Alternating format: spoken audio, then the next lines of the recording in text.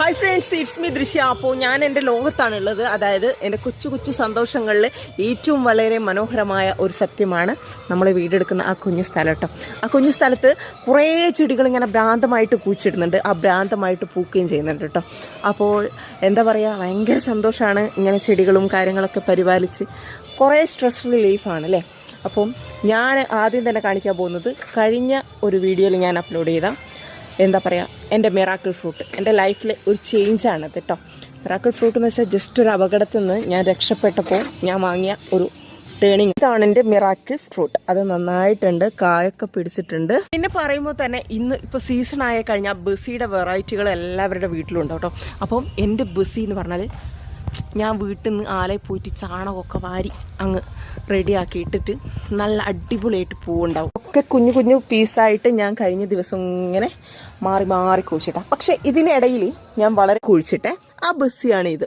2 കളറാണ് ഒരേ സമയം, ഒരു ചെടിയാണ് 2 കളറാണ്. ഈ ഒരു ചെക്കിയുടെ 4-5 വെറൈറ്റി എൻ്റെ കയ്യിലുണ്ട് കേട്ടോ. പലതും പൂവുണ്ടാവുന്നേ ഉള്ളൂ. ബാൾസാം ബസിയുടെ വെറൈറ്റികൾ എല്ലാം. ഈ ഒരു ബസി എന്ന് പറഞ്ഞാൽ സീസണിൽ മാത്രം ഫ്ലവർ ചെയ്യുന്ന ഒരു ചെടിയാണെങ്കിൽ പോലും നമ്മൾ പരിപാലിച്ചാൽ നല്ല ഹെൽത്തി ആയിട്ടുള്ളൊരു പ്ലാന്റായി മാറും കേട്ടോ. ബാൾസാം ബസിയുടെ തന്നെ പലതരം വെറൈറ്റികളുണ്ട്.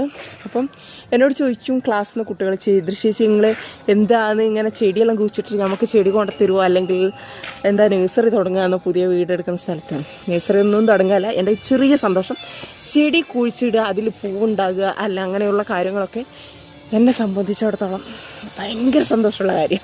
കാരണം അതിനുള്ളൊരു അവസരം എനിക്ക് പലപ്പോഴും കിട്ടില്ല. ഞാനെപ്പോഴും ഇങ്ങനെ ചെടി കുഴിച്ചിട്ടാൽ എനിക്കൊരു പ്രശ്നമുണ്ട്. ചെടി ഇങ്ങനെ കുഴിച്ചിട്ടാൽ പൂവുണ്ടാകുന്ന സമയത്ത് എപ്പോഴാണ് ഇങ്ങനെ ചട്ടി ഇങ്ങനെ മാറ്റി മാറ്റി വെച്ചുകൊണ്ടിരിക്കണം. ആ സമയത്ത് എൻ്റെ ഏട്ടൻ പറയും, ഇതെന്ത് കളിക്കുക, ഒന്നിലാടെ വെക്ക്, ഇനി വേര് പറിച്ചു വെക്കുകയാണോ ചോദിക്കും കേട്ടോ.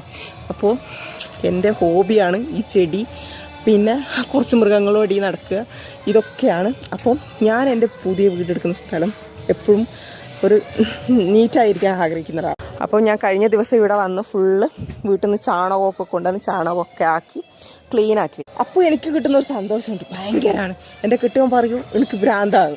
ചിലപ്പോൾ എനിക്കും തോന്നുന്നു എനിക്ക് ഭ്രാന്താണോ എന്ന്. കാരണം എന്നെ സപ്പോർട്ട് ചെയ്യുകയൊക്കെ ചെയ്യും, പക്ഷേ ചില ഭ്രാന്തുകൾക്ക് കൂടെ നിൽക്കാൻ പാടില്ല എന്ന് പറയൂ കേട്ടെ. ഈ ഒരു ചെട്ടീൻ്റെ വിത്ത് ഞാൻ കഴിഞ്ഞ ഓണത്തിന് കുഴിച്ചിട്ട് അതിങ്ങനെ കട്ട് ചെയ്ത് ഇപ്പം ഈ ഒരു ചെട്ടി കുറച്ച് പ്ലാന്റ്സ് ആയിട്ട്. പിന്നെ എന്നെ സംബന്ധിച്ചിടത്തോളം ഈ ഒരു തോട്ടവാഴ എന്ന് വെച്ചാൽ ഭയങ്കര ഓർമ്മയാണ്. നമ്മൾ നിന്ന ആദ്യം എന്നെ ഒരു നല്ലൊരു സ്നേഹത്തോടെ കണ്ടൊരു ബാലേട്ടെ ഒരു തോട്ടവാഴ ആലേൻ്റെ ബാക്കിൽ നിന്ന് പറിച്ചു തന്നാണ് ഞാൻ നാട്ടിലേക്ക് തിരിച്ചിരുന്നത്. നാട്ടിലേക്ക് തിരിച്ചിരുന്നവർ ഓരോരുത്തർ പുരസ്കാരം മറ്റേ ഗിഫ്റ്റൊക്കെയാണ് കൊടുക്കുക. എനിക്ക് കുറച്ച് തോട്ടവാഴേൻ്റെ തൈയൊക്കെ ആയിരുന്നു.